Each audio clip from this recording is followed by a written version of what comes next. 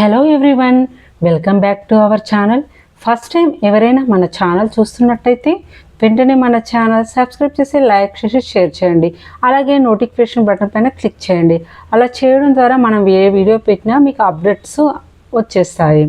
మరి పొదరిల్లు సీరియల్లో మహాలక్ష్మి చక్రిని భర్తగా అంగీకరించాలని ఎంతమంది కోరుకుంటున్నారో అలా కోరుకున్న వాళ్ళు ఒక లైక్ వేసుకోండి. అలాగే ఎస్టర్డే ఎపిసోడ్లో మరి శైలు వాళ్ళ అమ్మ నాన్న శైలు పెళ్లి చూపులు ఏర్పాటు చేస్తారు. అలా శైలు పెళ్లి చూపులు ఏర్పాటు చేయడం తెలిసిన చక్రి కేశవకి మరి శైలు పెళ్లి చూపులు ఆఫ్ చేయడానికి వెళ్ళిన కేశవ మరి శైలు పెళ్లి చూపులు ఖరాబ్ చేసి మరి కేశవకి శైలుకు పెళ్లి చేస్తాడా, మరి శైలు అమ్మ నాన్న ఒప్పుకుంటారా, ఏం జరుగుతుందో మనం వీడియోలోకి వెళ్ళి చూద్దాం. మీకు వీడియో స్కిప్ చేయకుండా చూస్తే అర్థమవుతుంది. ఓకేనా ఫ్రెండ్స్? ఓకే, వీడియోలోకి వెళ్తే ఇక కేశవ ఇలా అంటాడు శైలుతో కేశవ అంటాడు శైలుతో, ఇలా నువ్వు ఇల్లు వదిలిపెట్టి రావడం కరెక్ట్ కాదు. అండ్ ఇక్కడికి వచ్చేస్తే మీ అమ్మ నాన్న ఎంత బాధపడతారో, మీ అమ్మ నాన్నల గురించి ఒక్కసారి ఆలోచించావా? మీ అమ్మ నాన్నలు నీ ఇష్టానికి వ్యతిరేకంగా మాట్లాడి ఉండొచ్చు, కాకుంటే వాళ్ళ అమ్మ నాన్నగా వాళ్ళ ఇష్టాలు అనేవి ఉంటాయి కదా. ఒకవేళ నీకు వాళ్ళు తీసుకునే నిర్ణయాలు నచ్చనప్పుడు నువ్వు వాళ్ళను వదిలేసి వస్తే వాళ్ళు చాలా బాధపడతారు. వాళ్ళు ఎంత బాధపడతారో నువ్వు ఒక్కసారైనా ఆలోచించావా అని శైలును కేశవ అంటాడు. పద ఇంటికి వెళ్దాం, పద నిన్ను వదిలేసి వస్తాను, మీ ఇంటికి వెళ్దాం పద అంటే శైలు అంటుంది, ఏంటి నేను నీ కోసం వాళ్ళను ఎదిరించి మరీ నేను ఇక్కడికి వస్తే నువ్వు నన్ను మళ్ళీ ఇంటికి పంపించాలనుకుంటున్నావా? అక్కడికి వదిలేసి రావాలంటావా? నేను ఎలా కనిపిస్తున్నాను నీకు? నేను ఏమైనా పిచ్చిదాన్ని అనుకుంటున్నావా? ఎలా కనిపిస్తున్నాను అని శైలు అంటుంది.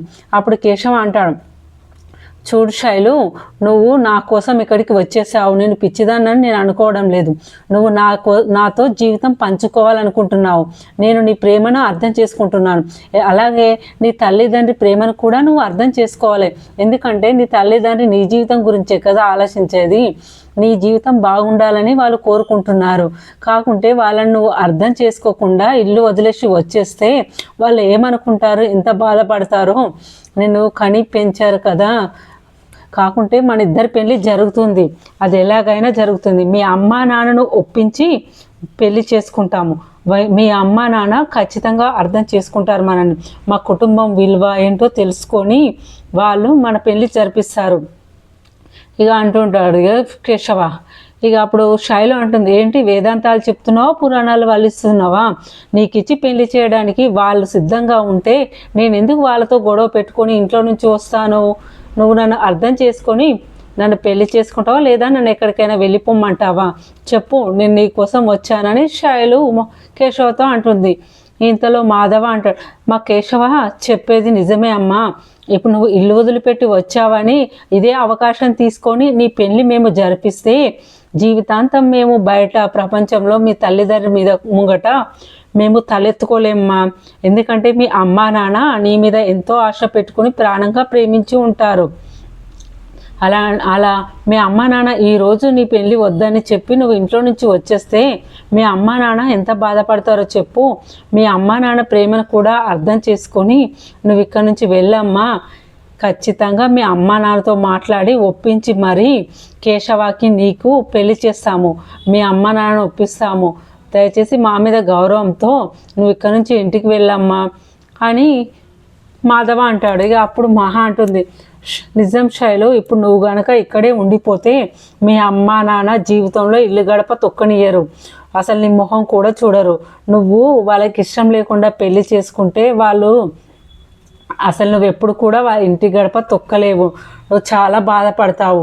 అవేవి జరగకుండా ఉండాలంటే ఇప్పుడు నువ్వు ఇంటికి వెళ్ళాలి. ఇప్పుడు నీ ఇష్టం ప్రకారమే మీ అమ్మకు నాన్నకు చెప్పి కేశవకు నీకు పెళ్లి చేపిస్తాము, మీ అమ్మ నాన్నను మేము ఒప్పిస్తాము, మేము మాట్లాడి అంగీకరించాకే మీ పెళ్లి జరిపిస్తాము. ఇప్పుడు నువ్వు ఇంటికి వెళ్ళని మహాలక్ష్మి చెప్తుంది. ఇక కేశవ శైలుని తీసుకొని ఇంటికి వెళ్తాడు. ఇక వాళ్ళు వెళ్తుండగానే వరాలు అంటుంది, నీ కూతురు పెట్టాబేలం చదువుకొని ఇంట్లోకి వెళ్ళిపోయింది అయ్యా. నీ కూతురు బంగారం, నీ కూతురు వజ్రం, నీ కూతురు వైడూర్యం అంటూ దాన్ని నెత్తిలో పెట్టుకొని చూసుకున్నావు ఒక్క కూతురు అని చెప్పి. చూడు ఇప్పుడు ఎంత చేసిందో, మన పరువు తీసింది. రేపు ప్రపంచానికి ఏం చెప్పాలి? బేడా చదువుకొని ఇంట్లో నుంచి వెళ్ళిపోయింది. బయట తెలిస్తే సమాజానికి వదులుతారా? బయట కాకుల్లాగా పొడుచుకు తింటారు మనల్ని. అసలు మనం బతకగలమా? ఎన్నిసార్లు చెప్పినా నువ్వు నా మాట విన్నావా? నా బుజ్జి, నా బంగారం, నా బిడ్డ అని నెత్తిలో పెట్టుకొని దానికి అలసిచ్చి ఇంతవరకు తీసుకొచ్చావు. అసలు ఇప్పుడు ఏం చేయాలో అర్థం అవ్వట్లేదు, ప్రపంచానికి ఏం చెప్పాలో తెలియడం లేదు అని ఇట్లా అంటూనే ఉంటే ఇక శైలు వాళ్ళ నాన్న అంటాడు, ఏంటి ఏం మాట్లాడుతున్నావు? పొద్దున్న నుండి చూస్తున్నావు, నాకు అదేమైనా ఇలా చేస్తుందని నేనేమైనా కలగన్నానా? దాన్ని ఎంతో ప్రేమగా గారాబంగా ఒక్కగానొక్క ఆడపిల్ల అని దానికి ఏది లేదనకుండా కావాల్సిందల్లా ఇచ్చి పెంచాను. దాన్ని ఒక పెద్ద కుటుంబంలోకి ఇచ్చి గొప్ప వాళ్ళకి ఇచ్చి పెళ్లి చేయాలి, దాన్ని గొప్పింటి కోడలు చేయాలని నేను ఎన్నో ఆశలు పెట్టుకున్నాను. కానీ అది ఇలా చేస్తుందని నాకు ఎలా తెలుస్తుంది? నేనే తప్పు చేశాను అని నేను ఒప్పుకుంటున్నా కదా. రోజంతా అదే పనిగా నన్ను చేతగాని తండ్రిగా తీసి పడేయాల్సిన పని లేదు కదా.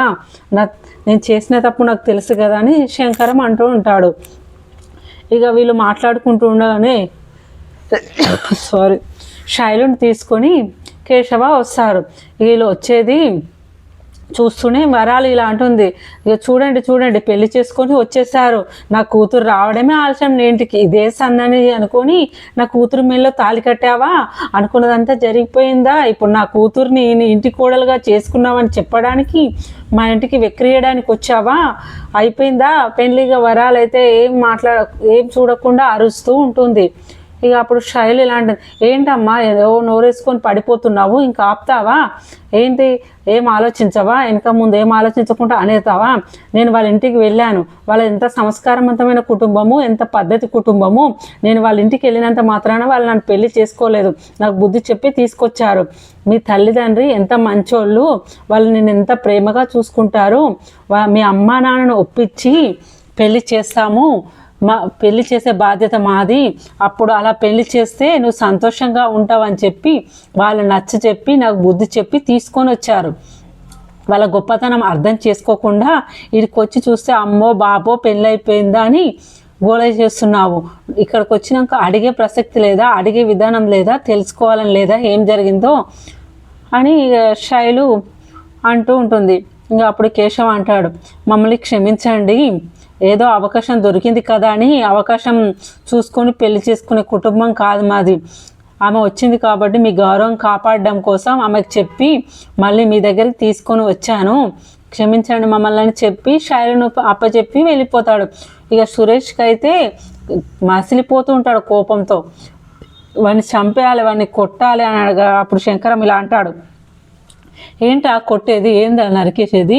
వాళ్ళు ఎంత సంస్కారం ఉన్న వాళ్ళో తెలుస్తుందా? ఎంత పద్ధతిగా కుటుంబమో అర్థమవుతుందా? మన పిల్ల పోయినా కూడా గమ్మున తీసుకొచ్చి మన ఇంట్లో తోలేసి వెళ్ళిపోయాడు. ఈ విషయం ఇప్పటితో వదిలేయండి, ఎవరి దారిన వాళ్ళు వెళ్ళండి, పని చూసుకోండి, శైలు లోపలికి వెళ్ళు అని ఇక శైలుకు శంకరం చెప్తాడు. ఇక అప్పుడు ఇది ఇలా ఉండగా వరాలు ఇలా అంటూ ఉంటుంది, ఏంటండి దీనికి ఒక మంచి సంబంధం చూసి పెళ్లి చేయాలి, చేయకుంటే ఇది ఇలానే చేస్తూ ఉంటుంది.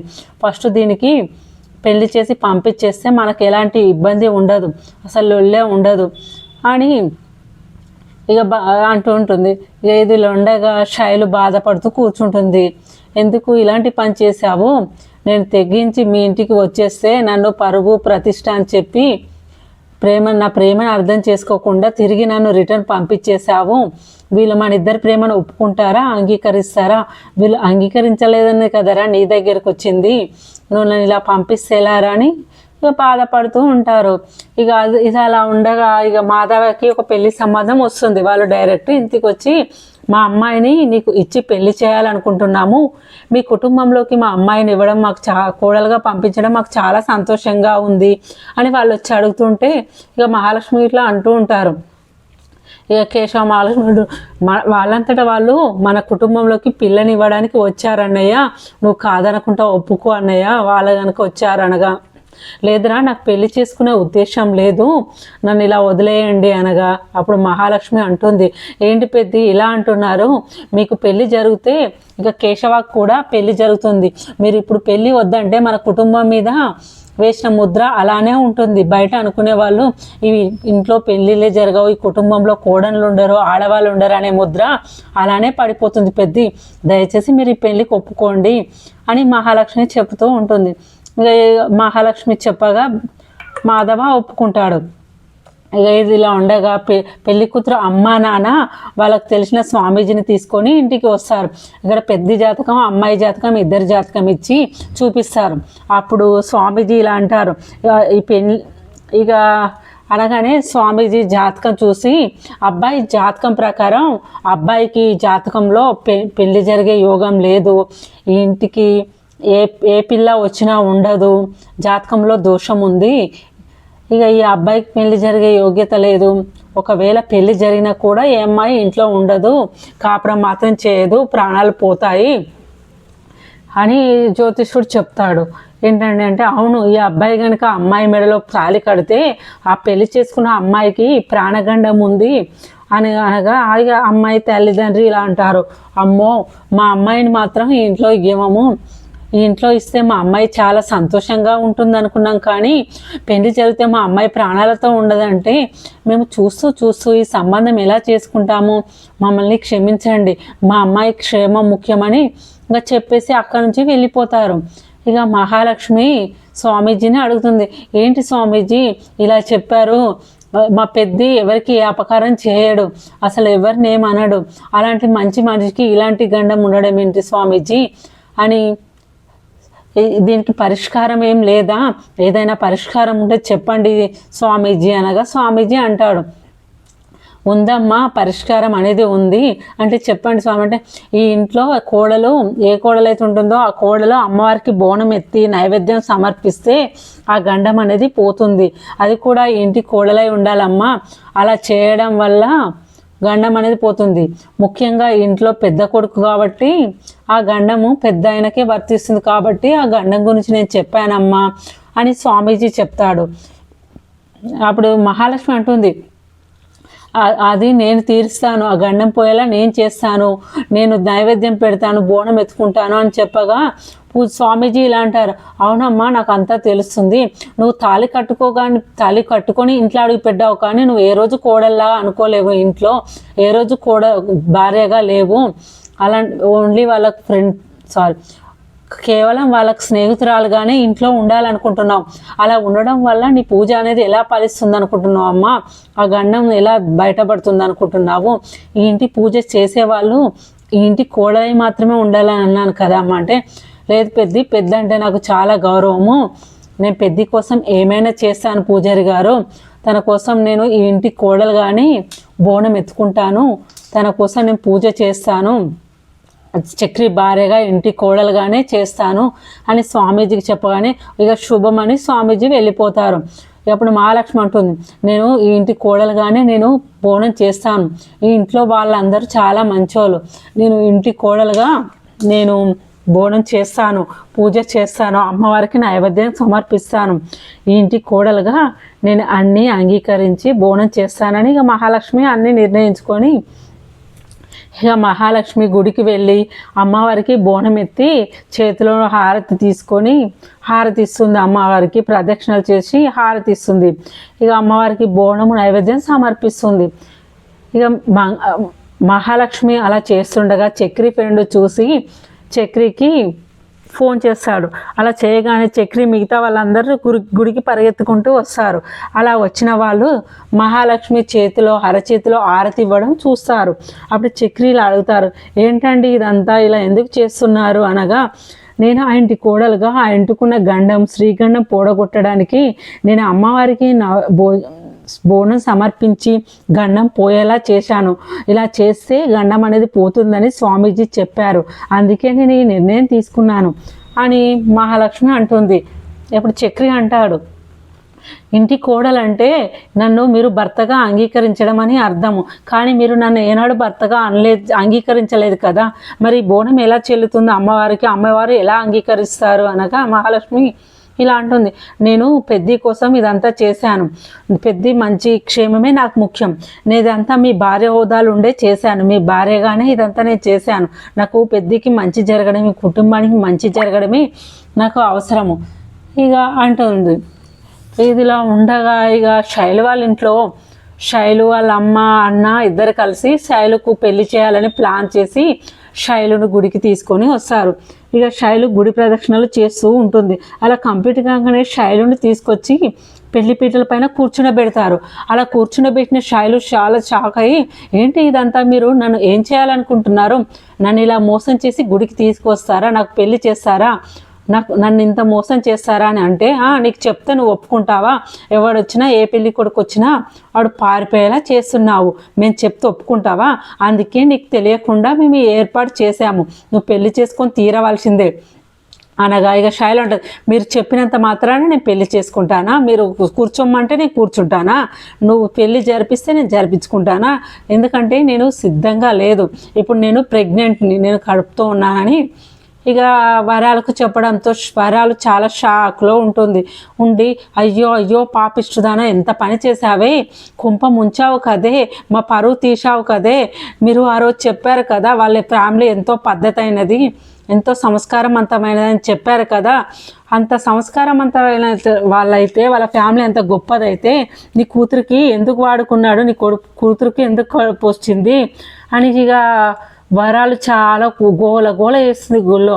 ఇక అప్పుడే వరాలు చెంప పగలగొట్టి అప్పుడు శంకరం ఇలా అంటారు, నీ కొడుకు నువ్వు బలవంతం చేశారని శైలుకు తెలియకుండా నేను గుడికి తీసుకొచ్చాను, మీ లొల్లి పడలేక ఈ గుడికి తీసుకొచ్చాను, ఆ కుటుంబం మీద నింద వేస్తే నేను సహించలేను, ఆ పిల్లోడు ఆ రోజు శైలు ఇంటి నుండి వెళ్ళిపోతే ఎంతో పద్ధతిగా తీసుకొని మన ఇంటి దగ్గర పెట్టినప్పుడే వాళ్ళ పద్ధతి, సంస్కారం, వాళ్ళ క్యారెక్టర్ ఏంటో నాకు అర్థమైంది, అలాంటి వాడు ఇలాంటి పని చేశాడంటే నువ్వు ఎలా నమ్ముతున్నావు, నేను ఎలా నమ్ముతాను, ఇదంతా తప్పు, వాళ్ళ మీద నిందలు వేయద్దు అని ఇదంతా తప్పు అనగా వరాలు అంటుంది, ఏంటే ఇదంతా నిజమా, ఏం మాట్లాడుతున్నావే, ఏం చెప్తున్నావు, ఇదంతా నిజమా అబద్ధం అంటే, అవును ఇదంతా అబద్ధమే, నేను ప్రెగ్నెంట్ కాదు, నువ్వు ఎవరిని తీసుకొచ్చినా ఏ పెళ్లి చూపులు అరేంజ్ చేసినా ప్రతి ఒక్కరితో వచ్చిన వాళ్ళతో నేను ఇలానే చెప్తాను, ఇదే చెప్తాను నేను, అప్పుడు ఉంటుంది అని ఇక శైలు వాళ్ళ అమ్మని ఎదిరించి చెప్తుంది. ఇక అలా చెప్పగానే శైలు వాళ్ళ అమ్మ నాన్న ఆలోచిస్తూ ఉంటారు. ఇక ఇంతలోనే మహాలక్ష్మి బోనం దించి అమ్మవారికి నైవేద్యం సమర్పించి పక్కన కూర్చొని తన చేతుకు బొబ్బలెక్కి ఉంటాయి, చక్రి అది చూసి వెళ్ళి ఐస్ ముక్క తీసుకొచ్చి చేతికి రుద్దుతూ ఉంటాడు.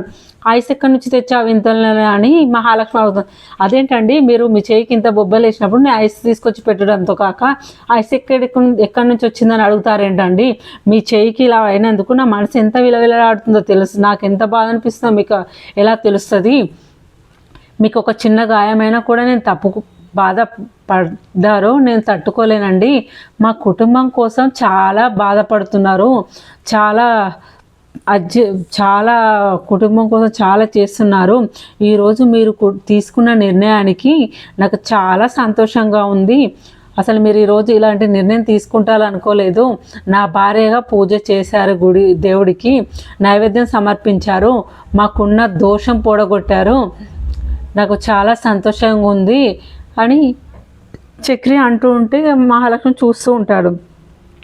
ఇక శైలు వాళ్ళ నాన్న పక్క నుండి చూసావా, వాళ్ళ ఫ్యామిలీని చూసావా, ఎంత మంచి వాళ్ళో, వాళ్ళ ఫ్యామిలీ కోసం ఒక అమ్మాయి అరచేతిలో దీపం పెట్టుకొని ఆరతిచ్చి నైవేద్యం చెందించింది, వాళ్ళ ఫ్యామిలీ ఎంత మంచిదో అర్థమవుతుందా, ఆ కుటుంబం ఎంత మంచిదైతే ఆ కుటుంబం కోసం బోనం చేసి చేతిలో హారతిస్తుంది ఒక అమ్మాయి, ఆ కుటుంబం ఎంత మంచిదో, వాళ్ళ గొప్పతనం ఎంత పెద్దదో చూడు, ఒక కుటుంబం కోసం ఆమె చేతిలో హారతి ఇవ్వడానికి కూడా సిద్ధపడ్డదంటే ఎంత గొప్ప వాళ్ళు, ఆ కేశవ ఎంత మంచివాడు కాకుంటే ఎంత మంచివాళ్ళో చెప్పు, ఆ కేశవ ఎంత మంచోడు కాకుంటే మన ఇంటి నుంచి వెళ్ళిపోయిన అమ్మాయిని తిరిగి తీసుకొచ్చి మీకు ఇష్టమైతేనే నేను పెళ్లి చేసుకుంటాను అని మన అమ్మాయిని తీసుకొచ్చి మనకు అప్పచెప్పిపోయినప్పుడే తన గొప్పతనం అనేది తెలుస్తుంది, మన పరువు కోసం ఆ అమ్మాయిని వెనకకి తీసుకొని వచ్చారు. మన పరువు గురించి ఆలోచించారు, మన కన్న ప్రేమ గురించి ఆలోచించి మనం ఒప్పుకుంటేనే పెళ్లి జరుగుతుందని తీసుకొచ్చి మన అమ్మాయికి బుద్ధి చెప్పి తీసుకొని వచ్చారు. నాకు ఇప్పుడు అర్థమైంది, నా కూతురికి పెళ్ళి అనేది చేస్తే నేను ఆ ఇంటి కేశవకే ఇచ్చి పెళ్లి చేస్తాను, నేను ఆ ఇంటికే కోడలుగా పంపిస్తాను.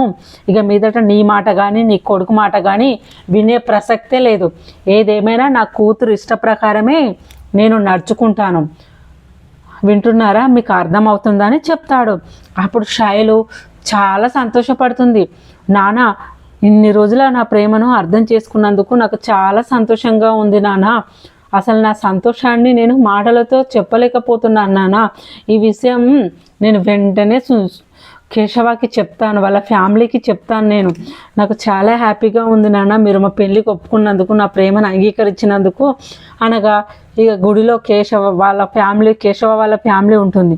కేశవ వాళ్ళ ఫ్యామిలీని చూసిన శైలు చాలా సంతోషంతో పరుగులు తీసి మన పెళ్ళికి మా నాన్న యాక్సెప్ట్ చేశారు, మన ఇద్దరి పెళ్ళికి ఒప్పుకున్నారు, మా నాన్న ఇప్పుడు మన పెళ్ళి జరుగుతుంది అని అనగా అక్కడ ఉన్న వాళ్ళందరూ చాలా సంతోషపడతారు.